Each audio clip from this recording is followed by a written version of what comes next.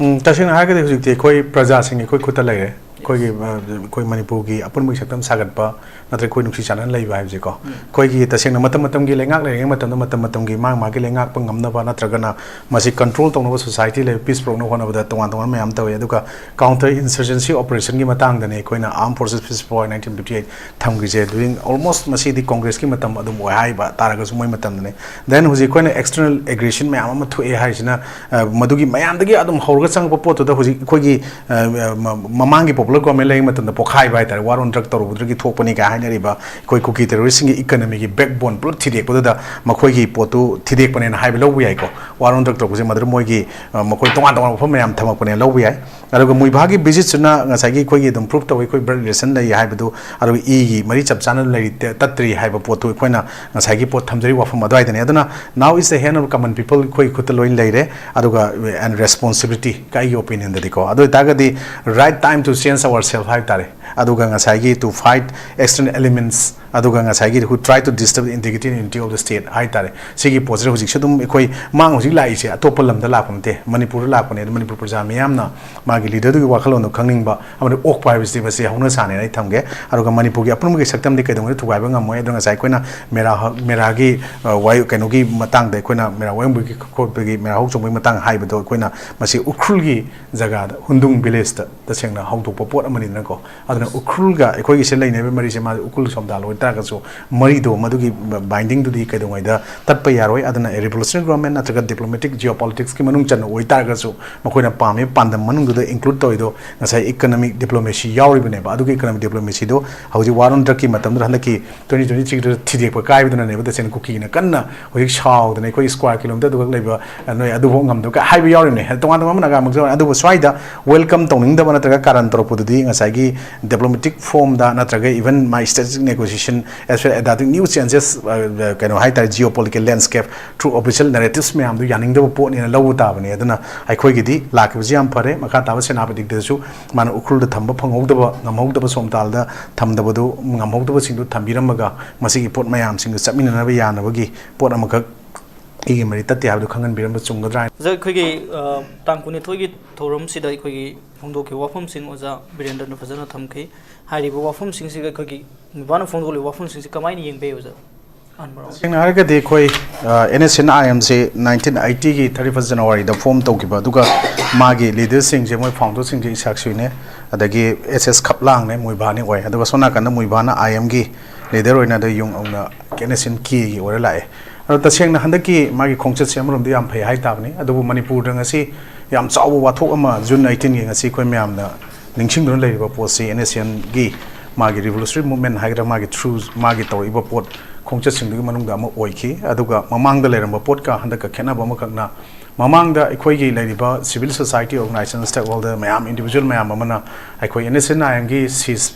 fire agreement haib tare ngasi sathra pot ekhoi gi 1987 gi August gi ama da gi sathra peace talks gi manung chan hai tare makoi thami wafum khara da lamdam sta chaw mai ho gi ba chakhi ba amasung asi ning changa ga lei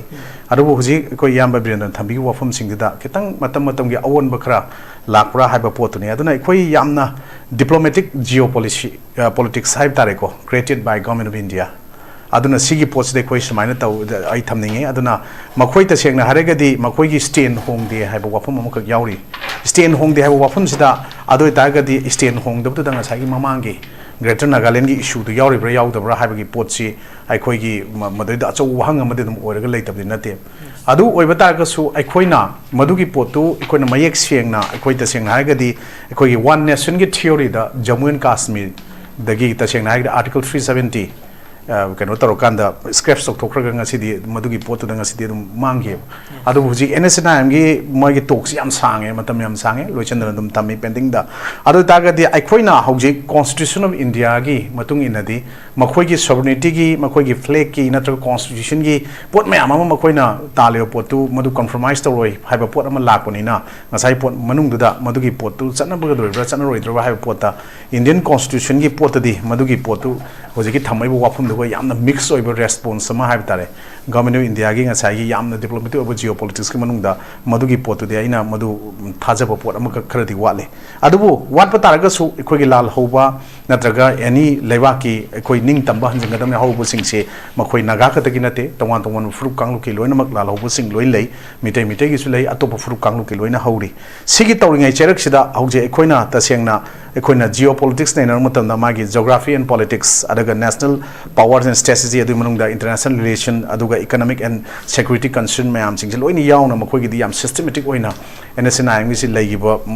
mara tarba ponam oiba marakta su ekoi gi indigenous movement gi oba pota ekoi gi muibhana thamki ba wafam da mamang da ekoi tasengna manipur gi indigenous people say only the Meiteis and Nagas magi fruit chin badune mana hagi wafam sing yawe arubu chapchana magi oiba magi wafam da di ekoina magi mahut silaga BSATM na phongdo pun report amuraga thamam da base ekoina tasengna ekoi gi potchi kitang chahingna ba amade ekoi da leitab dinate mayam gi wakal kari leibino khangde ayo opinion ni arubu Meitei ga Naga gi oiba bon thajana adugi potu da ekoi emotional bond amakakti handaki magi movement sina hai tare ekoi ta sengna hagadi madugi welcome tawriba mayam duna sengna dum tae masidi yamna nungsina na manungda Naga singi fruit ta changriba oiba tangkul loigera amogera any leiriba pot mayam jiga ekoi ge leineriba pot sidi ngasi judum tatna leiriba na khale maramde ekoi swai da ekoi ningsing be ai hujik naksu naksale aruga ekoi ayam manam masi kaino da thaje koina madi hiyangai gi tram kaino gi kaino da purnima haiba tare masi andakti November da tai November gi manga 2025 se arna September October swai da yamba dum tai haibani adu stage dai koina mera wayungba aruga mera housong bagi se koina masi ningsing bi ai it's a cultural festival of Manipur that celebrate brotherhood and solidarity among its indigenous ethnic group and koina dum thengnagani masi koina 15 days of Manipur lunar kaino haitare month of mera khoi gi khujiki mera gi hiyangai gi sorry kaino purnima no mrs mai pangthok pani masai je khoi mayam ama masigi celebration ne koni ngasi bo masigi festivals na kaino magi symbol mai pido symbolize the unity between hills and valley communities of Manipur sena koni in short of manam thengnari ko sigi pot sing asi zum tek ta kaidna dum khoi pangthok ga dum lai moi gi lal hobogi pona ama oirasu masida henna bonding do nakshin nar kadra handaki mai kongchachina ekhoi gi mayam ama su mera bigi civil society organization gi individual and invite to come among them chatli aduga magi origins story do kona dum khangrabni tales of the two brothers maching amadi tam adu ching da lagiba tam da lagiba ani dugi aduni madugi potugi nuksina ba magi keno mayam ama madugi traditional involvement leba dum festival labani aduna community ani do amana ching dagi la aga ngasai gi poto adui manungda magi cultural dance mayam ama jagoi sain gi ching mayam ama yaroga magi royal palace ta koi konungda tawo pot amani madura sak amaga samin raga mayam tribal committee ko puna share Meitei kanogi ekoi gi leiriba fruit siga tawmina bani sigi pot se ayam mana koi September October ta thaba do andakti koi sumaina November gi manga da tai haiba pot sini koi swai da ningsing janingi se adubu ai koi na hujik somdal da mangde magi pungna phom lamdam da sahi yankhai gi matung da hai tare after more than 5 decades mana sumaina lakpa da ekoi mayam amana ngasi harau tayam na ma oi ada mayam sumba sina ekoi ngasi de ekoi gi nungsina bagi bond di hengalak pa yaya na haiba matam da ekoi taseng haragadi ekoi Meitei community chu yamna short temper oiba mikha polaga hingbu ngamdaba potni na wahi akaiba matong rar ko matam da hayeng yamna kari haita diplomatic oidaba potna chana gitar gadi poche ona tena chakhi yaba potna musu yawi aduna ngasai koi gi indigenous integration gi wafam du la akadi sumba pochi yam nungai na leiringe marakta hojik sigi khongcha sigi manungda koi di yekhai thingai bina ba pochi ju masing yam yamani na yam nungai to potna makha to ngasi 24 October 2025 stay koi gi paper da hapuk pam makha ikona thengnai kaino da Manipur hujik si tongan ba koina Indian geopolitics koina haibado diplomatic geopolitics ni masigi poche chini mayam ato to bata mayam sinaraga toroga sumadu gi manung da chanbada ama khoksung thole government of Manipur deputy civil society susampurna public notice amaga 24 October 2025 thole kaina da proposal amaga thangalakpani kanan thangalakpano haibo kanda RL Haukip and others and tawba amagna Manipur Society Registration Act 1989 gi matung inna masida proposal for registration of society in the name and style of Mezo Integration Council ꯂꯩꯅ ꯀꯣ ꯁ꯭ꯋꯥꯏꯁꯤꯅꯦ ꯌꯥꯝꯅ ꯍꯧꯖꯤꯛ 2023 ꯒꯤ ꯃꯦ 3ꯗꯒꯤ ꯃꯩ ꯍꯧꯗꯨꯅ ꯂꯩꯕ ꯄꯣꯠꯁꯤꯗ ꯁꯤꯒꯤ ꯄꯣꯠꯁꯤꯅꯦ ꯑꯗꯨꯅ ꯃꯁꯤꯒꯤ ꯁꯨꯃꯥꯏꯅ ꯃꯅꯤꯄꯨꯔꯒꯤ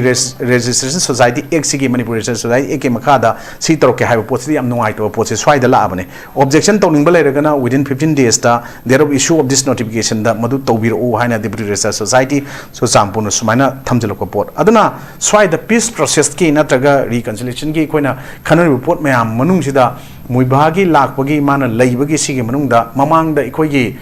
Congress government na palingai matam hodaki BJP na laktingai matam mamangda ikoigi siri oibobi na CM oringai da marxist changhan gi deb sengna haraga diko awna sigi pot handakti government of India na president rule leringai manung article 356 imposed oringai manungda da sengna thajal-aiba changbada mayam so amatang asi thingroena thajal-ai pot sida ikoigi leiriba pot si karino ikoi ta sengna haraga di ikoi swaida ꯑꯩꯈꯣꯏꯒꯤ ꯃꯤꯇꯩ ꯍꯥꯏꯕ ꯇꯥꯔꯦ ꯁꯤꯒꯤ ꯄꯣꯠꯁꯤ ꯁꯣꯟꯊꯔꯕ꯭ꯔꯥ ꯅꯠꯇ꯭ꯔꯒ ꯁꯣꯟꯊꯕ ꯉꯥꯏꯔꯤꯕ꯭ꯔꯥ ꯑꯩꯈꯣꯏꯁꯤ ꯁꯨꯃꯥꯏꯅ ꯂꯥꯜꯍꯧꯕ ꯋꯥꯔꯤ ꯁꯥꯔꯤꯕ ꯄꯣꯠꯁꯤꯅ ꯃꯁꯤꯒꯤ ꯄꯣꯠ ꯊꯥꯖꯤꯜꯂꯛꯄ ꯃꯇꯝꯗ ꯀꯔꯤ ꯔꯤꯑꯦꯛꯁꯟ ꯅꯠꯇ꯭ꯔꯒ ꯀꯔꯤ ꯂꯥꯛꯏ ꯍꯥꯏꯅ ꯌꯦꯡꯉꯤꯕ꯭ꯔꯥ ꯍꯥꯏꯕꯒꯤ ꯀ꯭ꯋꯦꯁꯟ ꯑꯃꯁꯨ ꯑꯩꯈꯣꯏꯅ ꯈꯟꯗꯕꯗꯤ ꯌꯥꯔꯣꯏꯕ ꯁ꯭ꯋꯥꯏꯗꯗꯤꯀꯣ ꯑꯗꯣ ꯃꯥ ꯂꯥꯛꯄꯗ ꯑꯩꯈꯣꯏꯗꯤ ꯑꯣꯕꯖꯦꯛꯁꯟ ꯀꯔꯤꯝ ꯂꯩꯇꯦ ꯑꯗꯨꯕꯨ ꯑꯩꯈꯣꯏꯅ ꯍꯥꯏꯕꯗꯤ ꯃꯥꯒꯤ ꯃꯨꯚꯃꯦꯟ ꯃꯥꯅ ꯇꯧꯔꯤꯕ ꯄꯣꯠꯇꯨꯗ ꯃꯥꯅ ꯀꯣꯝꯄ꯭ꯔꯣꯃꯥꯏꯁ ꯇꯧꯗꯕꯒꯤ ꯄꯣꯠ ꯅꯠꯇꯅ ꯃꯅꯤꯄꯨꯔꯒꯤ ꯄꯣꯠꯁꯤꯗ ꯑꯩꯈꯣꯏꯒꯤ ꯑꯄꯨꯟꯕꯒꯤ ꯁꯛꯇꯝꯗ ꯑꯥꯏꯗꯤꯌꯥ ꯑꯣꯐ ꯃꯅꯤꯄꯨꯔꯗ ꯊꯨꯒꯥꯏꯔꯛꯀꯅꯨ ꯃꯈꯣꯏ ꯂꯥꯜꯍꯧꯕꯒꯤ ꯆꯠꯄ ꯄꯣꯠꯇꯨꯗ ꯂꯥꯜꯍꯧꯕꯗꯣ ꯍꯧꯖꯈꯤꯁꯅꯨ ꯑꯗꯨꯒ ꯃꯅꯤꯄꯨꯔꯒꯤ ꯅꯤꯡꯇꯝꯕ ꯑꯄꯨꯟꯕꯒꯤ ꯑꯣꯏꯅ ꯄꯣꯔꯛꯄꯗ ꯃꯥꯅ ꯀꯩꯅꯣ ꯇꯧꯕ ꯇꯥꯔꯒꯗꯤ ꯀꯩꯁꯨ ꯀꯥꯏꯕ ꯂꯩꯇꯦ ꯑꯗꯨꯕꯨ ꯁꯨꯝꯕ ꯄꯣꯠꯁꯤꯅ ꯑꯀꯥꯏꯕ ꯊꯣꯛꯂꯛꯄ ꯇꯥꯔꯒꯗꯤ ꯍꯦꯟꯅ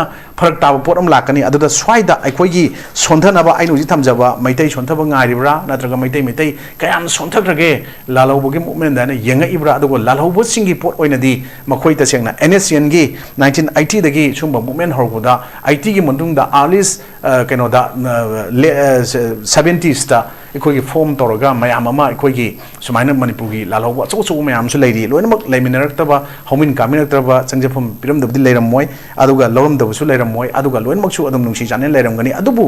ꯃꯅꯨꯡꯗ ꯑꯃ ꯃꯄꯥꯟꯗ ꯑꯃ ꯆꯦꯟꯕ ꯄ꯭ꯔꯖꯥꯁꯤꯡꯅ ꯃꯗꯨ ꯑꯟꯗꯔꯁꯇꯦꯟ ꯇꯧꯕ ꯉꯝꯗꯕ ꯄꯣꯠꯇꯗꯤ ꯃꯗꯨꯅ ꯍꯌꯦꯡ ꯃꯩ ꯆꯥꯛꯂꯛꯑꯒꯗꯤ ꯍꯦꯟꯅ ꯁꯥꯊꯤꯕ ꯄꯣꯠ ꯑꯃꯁꯨ ꯑꯣꯏꯒꯅꯤꯅ ꯑꯩꯈꯣꯏ ꯃꯃꯥꯡꯗꯒꯤ ꯊꯝꯕꯁꯨ ꯂꯥꯛꯑꯦ ꯑꯗꯨꯕꯨ ꯑꯥꯐꯇꯔ ꯍꯤꯁ ꯚꯤꯖꯤꯠ ꯃꯥꯅ ꯂꯥꯛꯈ꯭ꯔꯕ ꯃꯇꯨꯡꯗ ꯉꯁꯤ ꯁꯤꯗ ꯂꯩꯔꯕ ꯃꯇꯨꯡꯗꯁꯨ ꯊꯣꯏꯗꯣꯛꯅ ꯍꯦꯟꯅ ꯉꯁꯤꯗꯤ ꯌꯥꯝꯅ ꯀꯟꯕ ꯃꯨꯚꯃꯦꯟꯁꯤꯡ ꯂꯥꯛꯇꯕꯅꯤꯅ ꯃꯈꯣꯏꯒꯤ ꯄꯣꯠꯁꯤꯗ ꯉꯁꯥꯏꯒꯤ ꯃꯅꯤꯄꯨꯔꯒꯤ ꯄ꯭ꯔꯖꯥ ꯈꯨꯗꯤꯡꯃꯛꯅ ꯌꯥꯔꯦ ꯍꯥꯏꯔꯒ ꯑꯩꯈꯣꯏ ꯃꯁꯤꯒꯤ ꯄꯣꯠꯁꯦ ꯑꯗꯨꯅ ꯏꯔꯥꯡ ꯂꯩꯈꯤꯗ꯭ꯔꯦ ꯍꯥꯏꯔꯀꯥꯟꯗ ꯃꯈꯣꯏꯅ ꯇꯥꯜꯂꯤꯕ ꯗꯤꯃꯥꯟꯁꯤꯡꯁꯤ ꯒꯣꯔꯃꯦꯟ ꯑꯣꯐ ꯏꯟꯗꯤꯌꯥꯅ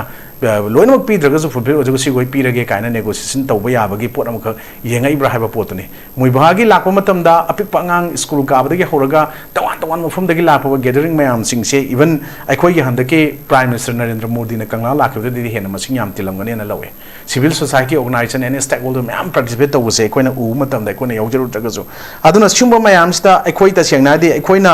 ꯉꯁꯤ ꯇꯧꯍꯟꯅꯤꯡꯉꯤꯕ ꯊꯝꯍꯟꯅꯤꯡꯉꯤꯕ ꯄꯣꯠ ꯃꯌꯥꯝꯗꯨꯗ ꯃꯍꯥꯛꯅ ꯑꯩꯈꯣꯏꯒꯤ ꯃꯅꯤꯄꯨꯔꯒꯤ ꯃꯤꯇꯩꯒ ꯅꯥꯒꯥꯒꯗꯤ ꯇꯠꯅꯕ ꯌꯥꯔꯣꯏꯗꯧꯕ ꯃꯔꯤ ꯑꯃ ꯑꯗꯨꯝ ꯂꯩꯐꯝ ꯊꯣꯛꯏ ꯑꯗꯨꯒ ꯑꯩꯈꯣꯏ ꯅꯨꯡꯁꯤ ꯆꯥꯟꯅꯅ ꯂꯩꯐꯝ ꯊꯣꯛꯏ ꯑꯩꯈꯣꯏ ꯁꯤꯒꯨꯝꯕ ꯄꯣꯠ ꯁꯤꯗꯩꯁꯤꯗ ꯑꯀꯥꯏꯕ ꯑꯃꯠꯇ ꯊꯣꯛꯍꯜꯂꯣꯏ ꯀ ꯍꯥꯏꯕ ꯋꯥꯐꯝꯁꯤꯡꯁꯤ ꯃꯉꯣꯟꯗꯒꯤ ꯑꯍꯜ ꯑꯃ ꯑꯣꯏꯅ ꯑꯩꯈꯣꯏꯒꯤ ꯂꯥꯜꯍꯧꯕꯒꯤ ꯌꯥꯝ ꯂꯤꯗꯔ ꯑꯃ ꯑꯣꯏꯅ ꯃꯌꯥꯝꯗ ꯊꯝꯕꯤꯔꯝꯒꯗ꯭ꯔꯥ ꯍꯥꯏꯅ ꯑꯁꯥ ꯇꯧꯕ ꯋꯥꯐꯝꯗꯨꯃꯗꯤ ꯑꯩꯒꯤ ꯑꯣꯄꯤꯅꯤꯌꯟ ꯑꯣꯏꯅꯗꯤ ꯃꯇꯨꯡꯗꯤ ꯊꯝꯃꯝꯗꯦ ꯃꯁꯤꯃꯗꯤ ꯈꯤꯇꯪ ꯅꯨꯡꯉꯥꯏꯇꯕ ꯑꯃꯈꯛꯇꯤ ꯐꯥꯎꯏ ꯑꯗꯨꯅ ꯃꯅꯤꯄꯨꯔꯒꯤ ꯑꯦꯅꯤ ꯚꯦꯂꯤꯒꯤ ꯂꯩꯔꯤꯕ ꯂꯥꯜꯍꯧꯕ ꯃꯃꯤꯡ ꯂꯩꯔꯕ ꯑꯔꯤꯕ ꯂꯥꯜꯍꯧꯕ ꯃꯌꯥꯝ ꯌꯨꯅꯤꯂꯦꯞ ꯍꯥꯏꯒꯦꯔꯥ PLA ꯑꯣꯏꯒꯦꯔꯥ ꯄ꯭ꯔꯤꯄ꯭ꯔꯥꯛ ꯑꯣꯏꯒꯦꯔꯥ ꯑꯩꯈꯣꯏꯅ ꯃꯃꯤꯡ ꯄꯜꯂꯨꯕ ꯍꯥꯏꯗꯤ KCP ꯂꯩꯔꯤꯕ ꯃꯌꯥꯝꯁꯤꯡꯁꯤꯅ ꯑꯩꯈꯣꯏ ꯇꯁꯦꯡꯅ ꯍꯥꯏꯔꯒꯗꯤ ꯃꯩꯇꯩ ꯈꯛꯇꯒꯤ ꯅꯤꯡꯇꯝꯕ तानबदी ओरमोयना खल्ले अपुनब मणिपुर की सक्तम अमगिदमक्ता तानब ओरमगने खल्ली अदुना मखोइना हुजिक तौरइबा पोतुददी अखोइसु मखोइ अदमाइना अपुनबगी ओइबा पोत वाफम अमखक्तंगदी लालौबगी अरिबा लालौबा अमदी लालौबा मयामदुगा पुन्ना लेमिनरपो ओइना मदुगी नुक्सिसानना थंबिरमगदरा हाइबा पोतुदि तौदे अदुबु मखोइना एनएसएनसी खोइना अहांबा ता मतमदा मणिपुर मसा सोमदाल मसा ओरगसु नागालैंड बेस तौबा Nagaland सेंबा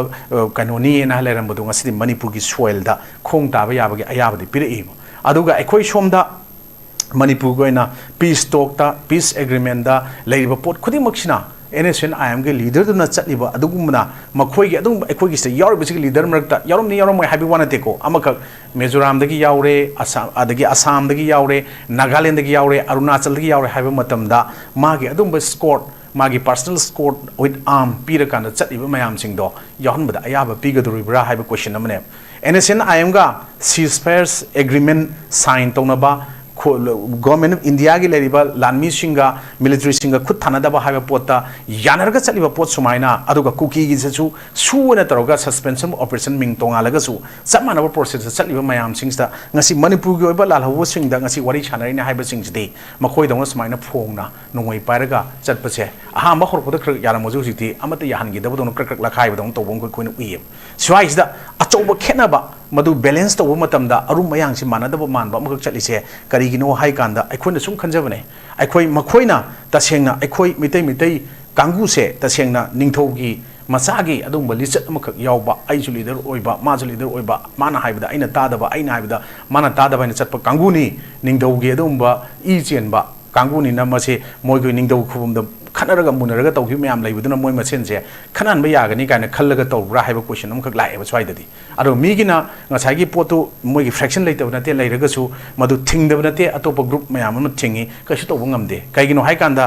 makhoigi oiba praja singi chamanaba unity aruga makhoigi lairiba lanmi singdugi chamanaba wakhalondona even Muivah na magi somdalda even magi exercise taroga 91 years magi academic ta lai haibra aduga aseng 92 3 su average na magi makhong na chatpa even ngamdana wheelchair in ba yawraga su then exercise tawba magi lairiba lanmi singna kumna senaraga tawba potto migi fajaba leader amadugi da makhoina uliba respect aduga makhoigi discipline mayam do urakanda aikhoina sum khanmaniko aduna swaida aikhoi masel pungangda ngangnaba pondo hunabagi potu natana magi potu magi kainoni adubu aikhoina maduda matau tamjaningai oibadi makhoigi unity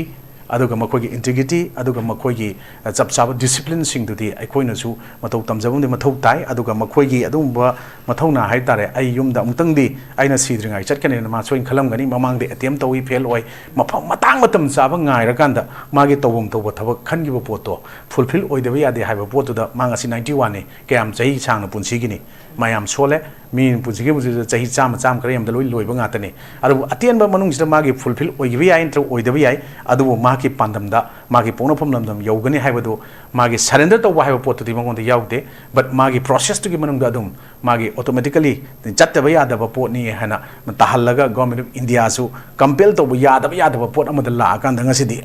ngasi magi lamdam ponopam lamdam thungare edum karigumba masida popular government ama leiramaba adu targadi masi yaramba yai ntaga yaramdabi yai mamangda yagidi dana ko andaki su leiramada yaramba yai anta yaramdabi yai adu aina haijaribadi yabantaga yadaba oragasu indigenous ethnic group ki manungda mitaiga makhoigi naga ga si masiga tane man zo haiba mayam zo haiba duda aikoina hujiti nakchale mathangi thada tare yam nakna ko November da koi mera wayungba natraga mera hau chongbagi aikoigi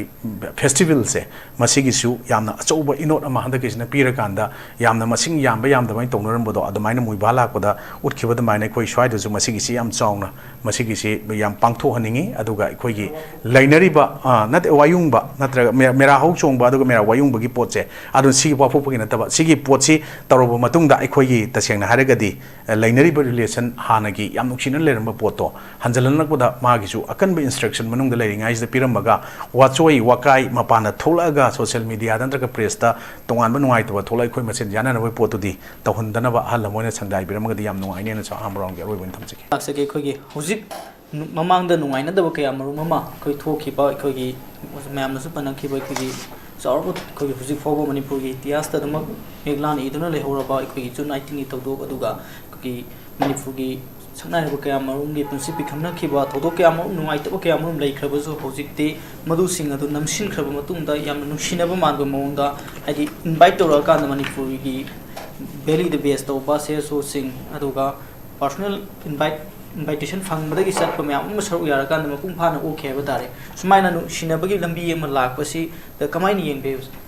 nuksinabi lambi habse makhoidi tasengna makhoigi revolutionary government ama sema pamane hanagi outdated oba yamna autocratic oba government je pura lokthokraga hai tare anauba system amada hana anauba idea ama hai tare makhoigi aim object to the new social order ama phangba ngamba aduga based on popular sovereignty equality and representative democracy du maming da taba ekoi maming ge da taba ko non thoba pamba potu ne aduna ekoina swice ne ekoina revolutionary government ji kaino haibagi magi kaino da yamna apikpa magi kaino hai tare magi kari hai tare author interpretation da kun smain theng nei a revolutionary government is a government established after revolution, replacing the previous regime with the goal of creating significant political and social changes. Sigi posi pandam daneba makoina hujiki innocent semiba and enemy semiba sovereignty singna we are high report mayam singse. Anu adugi pot pandam sub channel laibudunabu ekoina makoida mana sumbo wapum singse magi as a true revolutionary as a leader of the state mana Nagaland the form torgus Nagaland kodubu oibata sumadu thamani Manipur context yang gadana mera wayung bugi mera hoksum ngai pusalaga thamjari my bone masimna oibe potu to gaining de madugi potu chapchana emotional binding duma thambagi chapchaba khudung chaba madi leiningi aduna masigi pochina masigi chapchana igi mari ama lei habidugi witness ni haiba yai handaki magi laiba khongchachina maramdi madu invite torpuna torokta mayam ama chum chatli ebako adu itagadi aduna mamangda hogi mayam kautoknaraga madugi pot apunmagi saktam ama sagatmina ji haiba taragadi madugi potu sangi hauji aikoi somda mana Manipur da somtal lak matamda somtal je karai da no na hango matamda rest of the world na hang matamda mado Manipur ne habje chen be yaw wafam ne masi masu kanga dong ne adubu sona kana mana somtal visit taw matamda ujik tweet ta x ta kaida mayam yeng NSN IM ge leader Muivah ge matada kamai igena amuk kana nang somtal le halanu Manipur lego Nagaland nang jaga leite na khoi keno lal hobum na te kan iba mayam yawri wafam mayam ama koin thamna matamda adu tagari aina hujik revolutionary government amagi pandam man thamta gari mana hai madugi masigi government dugi pot da makhata na su magi interpretation da magi keno thengnaba matamda these government are often provisional and aims to implement racial reform based on a principle like popular sovereignty and the rules of law through they can also be source of instability and thengnabi pot se masi ju koina atra kamgadabani adugi potta number 1 that comes to power through revolution ngasai ina hage poto aduna replacing all an autocratic government with new one ahambada anishubada aims to for a radical change the fundamentally after existing political social economic structure of the particular state nataga nation dugi ma adugi semdo ko pamaduni adu implement reforms the man kai yaw ga hakanda kan ngasagi all system do as a new laws to establish torokanda adu makhata da declaration of rights of men twice the name na kumogi chumbagi movement zigi and creating new system for education and changing legal process mayam ikoi ngasi chanabi yana leibi mayam se tawgudam ne hay pot ne ba adubu madugi pot mayam sing du da ikoi na hujikti adum ikoi na even swai da ikoi tongan ba politician natraga political party leaders sing na hayeng election matam da laungrak pudadi ikoi ngasi idea monise Manipur se individual ikoi na natraga ikoi tamo birendra na as a journalist natraga ima sujata na magi ikoi magi movement manungda yauriba tangai fadabani ko masisu khangdaba yade yaudaba yade na tawriba mayamse masi uttagi haibidong tagi versu khangponte marandi rajniti gi khudong chaba phangnaba political mileage kar lawna dong da politician singna ngasagi magi double face obe mayam sum yawba at the time of election phangnaba wangangba then ai matam si toy mai matam si toy mai matam si tawdi haunaba aure buji sengna hagadi swai jai koina party paludrus loi kang ngatani sigi posidi ekoina ta sengna haragadi nuaite election kan idong ta yu yen ba talab yen ba kwa jada yen ba ekoina dum khang dum na te kaino lairi kaino hauji adum media tholok pa yawi thok ta yawi thok ka thoi la laira bone aduna ekoi swai da article 371 c gi matang su gi matang natraga more gi trade council gi matang or any koi gi kangla da gi asan pa lok thu hai matam su even congress matam lok thu amina lok thu am bai di mai matam manung chare ima mayam ama phi thong dan tawgi pot koi ningjang bai ai adu mayam tawbe adu mai magi matam dugi unique oi mayam leini adu congress ki matam da afaspa thamame लौथोई हारगसु थममी मैम हालेसी तवे हाइनै अदुबु मदुगी पोतो अखोगी तसेंगना हारगदी बॉर्डर स्टेट ओइना इंटरनेशनल बॉर्डर की मताई ताइनाबदा लैरगा कोइदी बॉर्डर पिलर फेंसिंग जु इनसी जना खाबिद्रमनिना कोसिरासिमा पानगी संगपुदना तौबुदुनसु ओइबने दुम हारकने but मदु अतागसु administrator mayam ama lawmaker mayam ama leiwa ki kaino mayam dugi weakness mayam du neba adubu swaida ekhoigi ta sengna hoji ekhoigi mapan gi changjala iba ekhoigi so called sin kuki narco terrorist mayam sing sin mejo group mayam to ko pota ing se mamang round da hagi bido hoji ta senga deputy registrar su sampurna to iba potu da masiju achauba mai honingai machak amaneba message da makoina ekhoigi ta sengna kari hai tare communal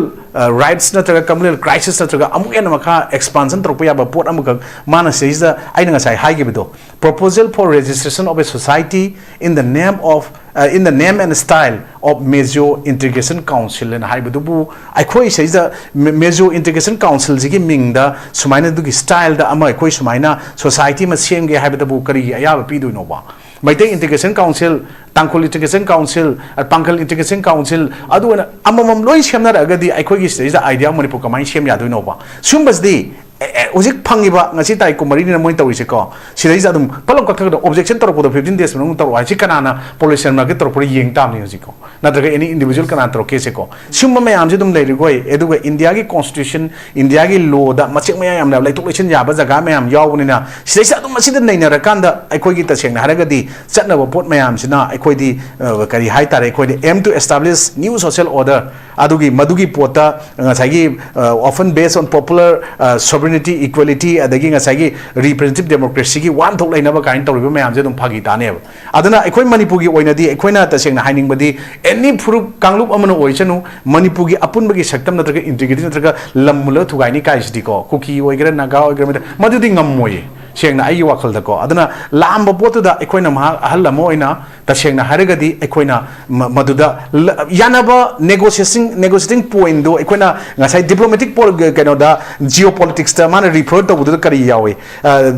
the practice of using diplomacy magi adugi potu yauriba adu kai no hai kanda the management of international relations through negotiation and representation madugi pot yauriba potu chap maneba madu international tergasu khoi nation manung sida dum madugi potu apply to bai ai adu kai no hai kanda magi political position geographical and political position du yengmai matung ma thabak to mathok ta dro adugi potu yengak taragadi madugi understanding of the current magi mayam sing du amata laiter taragadi magi movement su mai pa oiduni na lady but section societies gi khrimak to madugi pot mayam do dum ma yengba mathok tai aduna economic diplomacy adagi ngasai gi public diplomacy adagi strategic negotiation adugi pot mayam du Pangamatamda as well as adapting to the changing geopolitical landscape through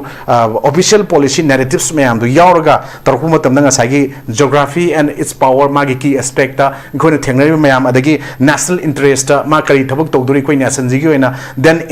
kan ngasagi diplomatic tools mayam man sin adoido kai no cultural educational changes mayam ngasai me hau chung du diplomatic tools manung dum oidoni matu hena mapung phan ba pami kai khoi na hada adu trade investment mayam yaurokini economic development da aduga adapting to new context to adudi mayam dun yanara matungda aikogi new challenges mayam ama madu adapt to wa adu opportunities mayam lobum su mathau tai ba madugi poto itomdana adu madugi technology advancement mayam laibi manung chingduda madu aina hetta madugi poto da chatlubudu apamba da chatpadi yaroi dawni na mayam gi voice se adugi madu voice of the god and ekone haibado masi ekone haibai mate adum sengona walgi yana lakpo se masi khang mathau tai aduna ngasai Ekoina diplomacy and global politics ta kari command intervention ta we hai kanda establish methods of influencing the decisions and behavior of foreign government and peoples through dialogue negotiation and other measures sort of words or violence hai ba pose last yawaji kai no hai kanda war is the last resort oina ma laigadabani kapna ni thinani hanani habduna di madugi diplomatic oiba pot mai global politics ta chingdabani na manipur gi context chingjal la agasu sammanana madugi poto adum yaroi aduna ngasai aina hojiki ani su round haiba kana da revolutionary government ji kari no hai kanda a revolutionary public is a form of government whose main tenet are popular sovereignty, rule of law and representative democracy haiba potse masi wan thok laina ba pot kharasu alamoina masi mana leingai matumda magi makha ta hogodo silagodo mayam chingida masi gi potse sinnabiram mathau tai natana magi matungda leiba magi matung ilhogoda ba natraga makha samdagodo mayam duna aikhoi gi community gi marakta akai toy thokpa yaba wa ngangak ko taragadi maju nuai tab leigani maramdi aina toina panjagiba mamangda aikhoi gi tasengna hajiki kano da 14 August Independent Days namita aikogi thamgi wafam da NSN gi maming palaroi ngasidi ko machin nuaitre yamna ki oiba maming leraba pot nupa makhangna haiba maitaina tabla thilaga kuki ga naga ga jagoi chan gi naga kuki ga waije sumba mayam singje sum omit tawdamni wa ngang ga su yaholoi dawne sumba mayam sum ngangna ragadi aikogi maraktagi amana ngasagi reaction je civil society organization torokane habinate ado am any group amana torokane habite individual amana toraga aino warasu madugi poto nuaiti na hanjan hai poche hogi sumain sum challenge so je wakal nungda phummaga sum daina ragadi mapanda pot puthoga naina ta ragadi ngasai khoigi even chap manaba negotiation through dialogue kaido yarakta pot la kanda makhogi ju phangoi adaga akhoi gi chu awaba ta bi ai amagi chu awaba ta gi bi ai apun bagi saktam sagat pa ngamoi idea manapu thugai na bagi machagam oigani aduga makhoi gi revolutionary form of government ama makhoi na pami ba aduga ahong ma pami ba economy da education da natraga any board amada idea da akhoi gi ngasai constitutional right to ba equality humanity liberty amadi justice phangna bagi lei ba port akhoi gi constitutional right aduga fundamental rights na singba aduga tuman mayam ama masigi pot se after India da koina merge the group matung da ngasi phangde hariba adagi koigi elected representatives singna ngasi popular government matam gi lakko matam da ngasi forward after 1949 koina merge the group ngasi de koi madugumba ting thokna masigi pot se amata ngasi phangde adu tawde haiba se koigi su mistake koigi su weakness mayam ama praja sing koigi su leitabdi nate adugi pot mayam se praja singi ani se ojik se koina koigi elected oina praja miyam karaga khallaga legally mihut on leriba kangu sigisu daita responsibility am chawi ani shubuda akoi gi taseng na hagidi lal haur kanda leriba lal hauba akoi gi ning tamba taliba sovereignty taliba kangu gi leaders sing natraga followers sing gi wahi wata antraga makoi na pirakpa makoi gi message mayam sinasu praja miyam da udaba khangdaba bhab tahanba natraga makoi gi pandam du yogdaga su praja miyam punjana badati makoi gi achauba thodang sing lai aduna ikoi nakal ani maki good and bad sides loinamuk laigani NSN IM gi leaders Muivah somtala lakpa mayam praja khudimangna section khudimangna aduga kuki gi yaw dro laktabra khangde numitudi aduga meitei khangde atop mayam loina la ma oi hoji imphal da ngasai gi ima sudata na haigi budune ba amatanga sinbira madi phadongni haiba poto maduda aikoi gi swaida mi kayamna masi magi da makta tholai haiba potu support oi ju khangga dawni ado singi bai chin da bai oi gi bai da oi de bai la lobu chawgal asina da tawchi haiba wafam nate but adu movement dugi potuda how far kayamna prajana madugi potu support tawi habi potuni aduna sigi posida even ekoina haijaning edi sigi pot manungduda ma ki ujikse ekoina a true revolutionaries natraga true leader ama oina lalhobu oiba taraga su ngasi ekoina recognition amakak peace agreement process ta leirabanina madu government azu phapulumba tawdramnina magi movement da magi chatningba jaga do atopa india gi part amada ekogi article 19 na ekoi constitution provide tawding matungina mai chatpa khotpa yaba magi speech piba khotpa loimak article 19 ya maru pone sigi matung ina ma chatpado manipur ngasi bau phangdana chahi nifuga mapan yankhai umuk ma phangidana lakhibado handak phange adu tagri government of india na manipur praja miyam da piba message se aikhoi tasengna constitution abide taro sa procedure ngatani constitution e khoi punbani constitution provide taro pot mayam ayaba pir le pot to lalhobo egera mission egera army egera natraga miyam ge elected egera loinamak ta piri adu madugi damakta ekhoina thong launa hangaga makoi wari saba hobune na ulibra mayam wari sa jen yadana leiba mayam su NSN gi matou tamaga chalasena hayan ningibra natraga na ekhoina ngasai haijaba makoi gi ngasai gi geopolitics ki pot da chingjilaga makoi kaino ma yeng kana aikoi maitai gi pangdarak pa sidaba ngairaga khudong chaba launaba masigi NSN na pusale haje NSN da chaiba nataga naga gi fruit ta ngang wafam nate lairiba makoi gi system dugi manungda masigi se thamjalla kanda ngawhollaga thamba pot amu helngadro haiba pot wafam lai aduna mayamda makoina ngasagi lal horiba mayam singsida NSN IM na phong na smaina chalalaga phong na yada popok yahaliba potse nakoi gi nakoina wari sharaga tholok pataga di yagani adu nakoi mayam tholok pa chumena piba message ama nataga phong na tarupa pot ama oribra natradi United Nations da sahi yankhai pharaba lalhobo lup ama leiba taragadi United Nations da puklak matamda hayeng India zo so headache mayam ama oigani haiba pot da ngasidi ekhoi UNLEP ki di ekhoi ama peace agreement ama thokre ari tawoi haiba group am leiri aru ariba organization da ekhoi husi adum wari sharo en leiba da se ekhoi na adum khangja da PLA leiri KYK leiri Pre-Park leiri sumba leiriba acho organization mayam na wari suksa saro leiriba singse wari chanana bagi tholo NSN IMG gi matau tamoina sahi yankhai sujangragadi UN da hayeng pukhalaga mayam gi oiba pot ka changa ga headache oigadra intervention lakadra na tawba pot amada madugi pot naksalakpa sahi nifu ga mapan chuba ngarang nahangi moigi rising de gi thlokpada nifu ni pan chuba mayam thlokpoi ure na khoina ko sigi si yam jalakta basida aduga madugi potna yankhai handokragadi yankhai yoksale phraktane na ngasai Union Home Minister Amit Shah na 2007 na haigi ba 20 ga 6 na 7 boki manungda manipur gi na taga many North East ki lariba lalhobugi samasya loishani hagiba potse masajda kunoina karigumba wari saba throk taba taragadi akoina action ji military crackdown this cookie mathate tawde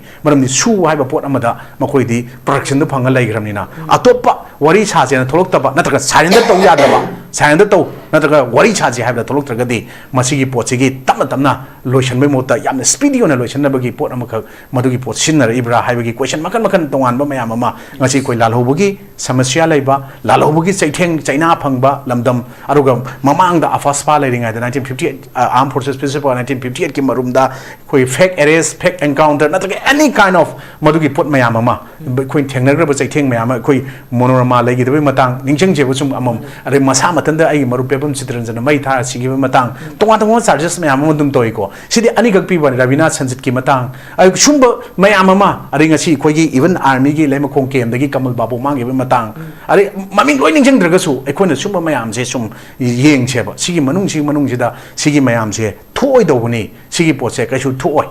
लोइना वारी चांजी यादेना मदुगी पोनमख पुथुरइब्रा अदुगा अखोगी emotional integration अमा अखोगी तसेंगना binding अमा इगी मरी अमा सागतपदो मसिगी सागतनबगी तंजा अमदि नखोई चिंगतंगी खाइना लेरमदु नखोई सिगी मतंग एनएसएन गी पोछि leadership थारे चिंगतम अनिगी नुंसिनब याब्र यंगो नुंसिनदब याद्रगना अखोगी मैतैन objection तरोगना नखोई मितै फ्रुपसे ख्वाइदि worry साब यारोइदबा नखोई मसेन अमना अमा हाइबा तानादबाइना बदनाम तौगे तौरिब्रा हाइबा क्वेश्चन अमा इकोना वेलकम तहौद्रगना नत्रगना इकोना मासी निंगथीदना ट्रीट तौद्रगना हाइबा येंगिब्रा अदुगा मैतै की ओइनदी अखोगी मिसिंगना मयाम थोखिबा अरे इमांगदा हाखिबा तौखिबा एनएसएनआईना लुटपा तौदना नेशनल हाइवे थिंग अमद नदि मयाम लेखरेको अफबत लालो खुदिमकी लेगनी अदुबु अफबसु लेगनी मखोई लेबगी अदुबु तौगिबा मयाम लोइना काउथोगांदा ngasi di aikoi mayam chalaga ma woi aikoi kan ngang aikoi welcome tauri tawdaba nate adubu mana leiringai manung du dai koi di furup kanglup aikoi gi chingtam ani gi mari nungsiba sagat pa hebdo makoi sungba yamna influencer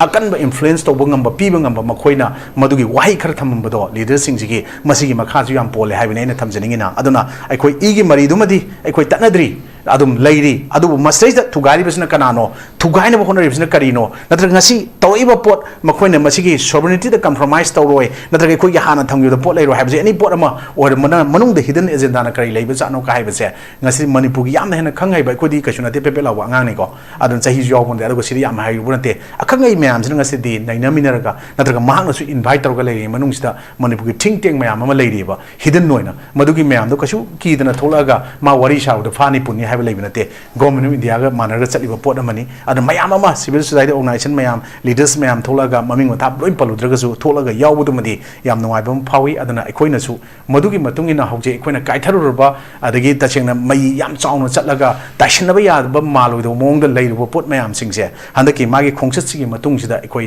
तचेंगना खतंग इसा इसाना इसादगी हाना सेंगदबने वाखल ताथोकमिनरगा मखोइनसु खरा हंदोकपा अखोइनसु खरा हंदोकपा अदै मखोइगी पामजु खोदा थंबा अखोइगी अपामजु मोय थंबगा सब चावा मदुगी negotiating point अमदा table अमदा यानाबमगी मतुंगिना चटमिना होरगदी अखोइ मणिपुरगी integrity मणिपुरगी अपुनबगी सक्तम काइदबदा मदुगी अचौ मतेंग अमदी ओइगनी नतना आइगिजु आइगी अनिंगबा माइजु माइ अनिंगबा मोइजु मोइ अनिंगबा चटलगदी अखोइजि पुकाइ काइनबगी मचा अमा मा हनग्रकांदा ओइरोइजु हानिंगाइ लेथेना इसमाइ थमजगे